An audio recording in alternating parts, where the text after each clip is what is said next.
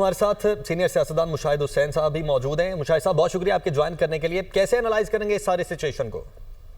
अस्सलाम वालेकुम जी, आपको और आपके व्यूअर्स को मेरी तरफ से बड़ा अस्सलाम वालेकुम सर। जनाब, ये क्लासिकल जो कहते हैं ना, classical Indian intelligence, Indian military और सिक्योरिटी का फॉल्स फ्लैग ऑपरेशन जो करते रहे हैं माजी में, अल फरहान के साथ किया था 1995 में, आपको याद होगा।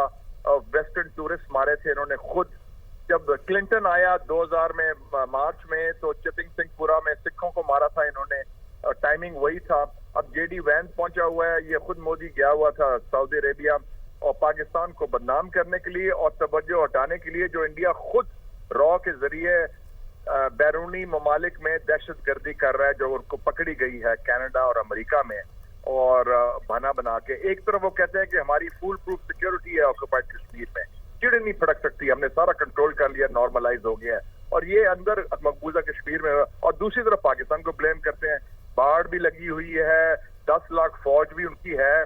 तो क्या पाकिस्तान को हमेशा जो है ना, वो तो मकसद है कि पाकिस्तान को बदनाम करना। तो ये तो बड़ी भोंडी स्कीम है उनकी, ये पुराना tried tested and failed formula है, और मेरे ख्याल में हमें बिल्कुल बेनकाब करना चाहिए इनको। यूएन सिक्योरिटी काउंसिल में हम हैं, उनमें गिप है एक अदारा, United Nations military observer group in India and Pakistan, जो पेट्रोलिंग करता है लाइन ऑफ कंट्रोल की।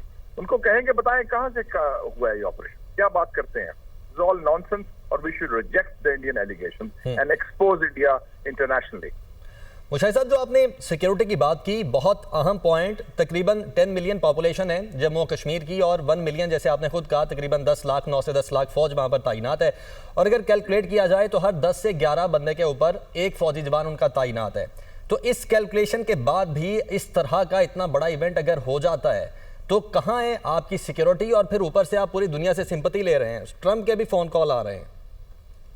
देखें जी, उन्होंने 5 साल पहले जबरदस्ती गैर कानूनी तरीके से, पहले भी कब्जा था, इसको एनेक्स किया अपने साथ पूरी तरह अपना, और कहा कि जी हमने कामयाबी से कर लिया, पूरा कंट्रोल आ गया।